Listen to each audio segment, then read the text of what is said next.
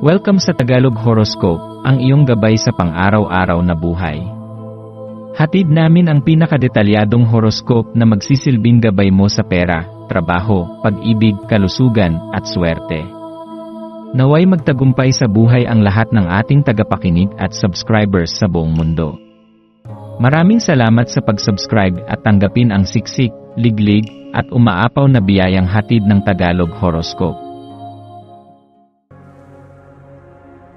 Ito ang iyong pang-araw-araw na horoscope para sa Pisces para sa Mayo 3, 2025. Ngayong araw, napapaligiran ka ng init at saya ng weekend, at mararamdaman mo ang banayad na hatak ng iyong likas na malasakit bilang isang Pisces. Ang enerhiya ng araw na ito ay maligaya at puno ng buhay, at ikaw ay tinatablan ng pagnanasa na maglaan ng oras para sa mga aktibidad na magpapasigla sa iyong katawan at isipan. Habang ang kapaligiran ay puno ng sigla, magandang maglaan ka ng sandali upang magnilay at pag-isipan kung paano ang iyong malalim na pagkaunawa sa sarili ay makakaapekto sa iyong mga reaksyon at desisyon ngayong araw. Sa bawat hakbang, maglaan ng oras upang tanungin ang iyong sarili kung ano ang iyong tunay na nais at paano ito makikinabang sa iyong kaligayahan at mga relasyon. Ang malalim na pagkakakilanlan sa sarili ay magbibigay sa iyo ng lakas upang magpatuloy sa mga hamon at mas makulay na karanasan. Sa araw na ito, nagkakaroon ka ng bihirang pagkakataon na kumonekta sa iyong panloob na tapang. Ang pagkakataong ito ay isang pag-anyaya na lumampas sa iyong karaniwang mga hangganan at magsimula ng mga bagong hakbang na maaaring magdala ng mga makapangyarihang karanasan na magbabago sa iyong pananaw at direksyon sa buhay. Ang pagkakataong ito ay magbibigay daan upang ipahayag ang iyong sarili at tanggapin ang mga ideya na magpapaigting ng iyong pagiging malikhain. Huwag matakot na kumuha ng mga panganib, ang mga ito ay magbubukas ng mga bagong pintuan na magdadala sa iyo sa mga karanasang magtutulak sa iyo patungo sa mas mataas na estado ng kaalaman at kamalayan.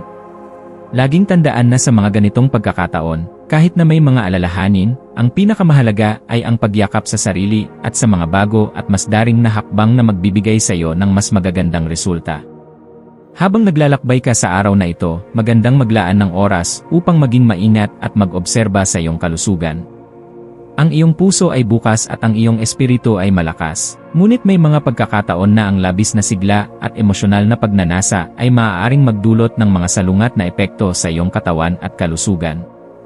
Ang iyong kalusugan ay hindi lamang pisikal, kundi pati na rin ang emosyonal, kaya't makinig ka sa mga pahiwatig na ipinapakita ng iyong katawan at isipan. Ang iyong likas na intuwisyon ay magiging gabay sa paggawa ng mga tamang desisyon.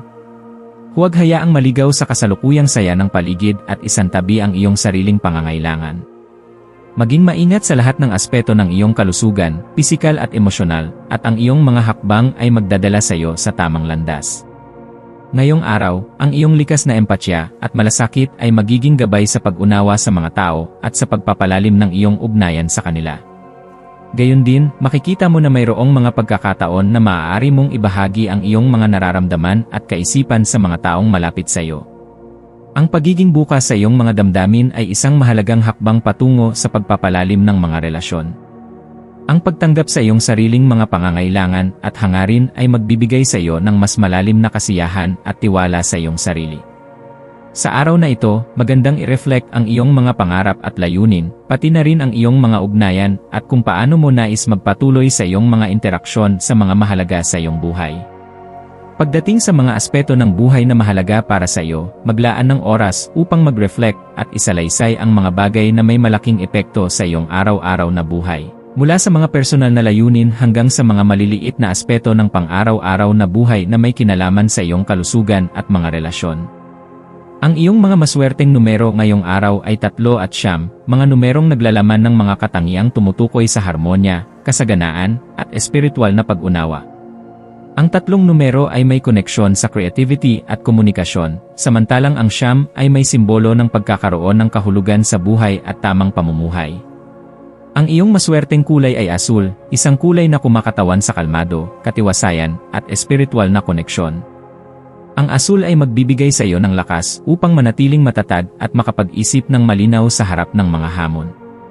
Ang maswerteng gawain para sa iyo ngayong araw ay maglaan ng oras para magmuni-muni, mag-reflect, at makinig sa iyong mga nararamdaman. Maglaan ng sandali upang magpahinga at gawin ito sa isang lugar kung saan nararamdaman mong ligtas at komportable. Ito ay isang magandang pagkakataon upang pagtuunan ng pansin ang iyong mga layunin at kung paano ka makakapagpatuloy patungo sa mas mataas na pag-unlad.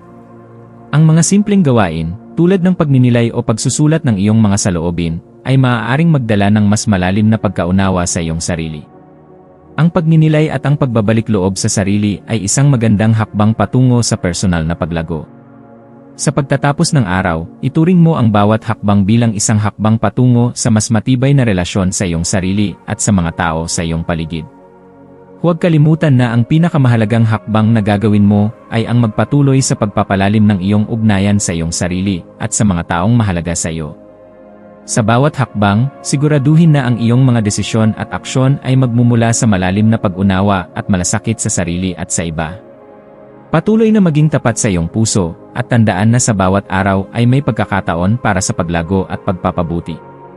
Tanggapin ang lahat ng aspeto ng iyong pagkatao at patuloy na maghanap ng mga paraan upang makamit ang mas magaan at mas masayang pamumuhay.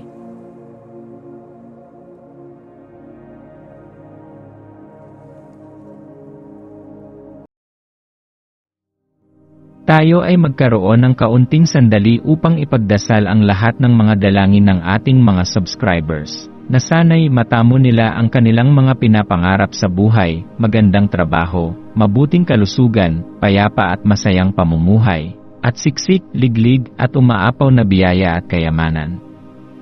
Ipinagdarasal namin ng mataimtim ang lahat ng mga komento sa nakaraang video, at hinihiling namin, Panginoon, na pagpalain mo ang ating mga subscribers ng masayang buhay sa mundong ibabaw.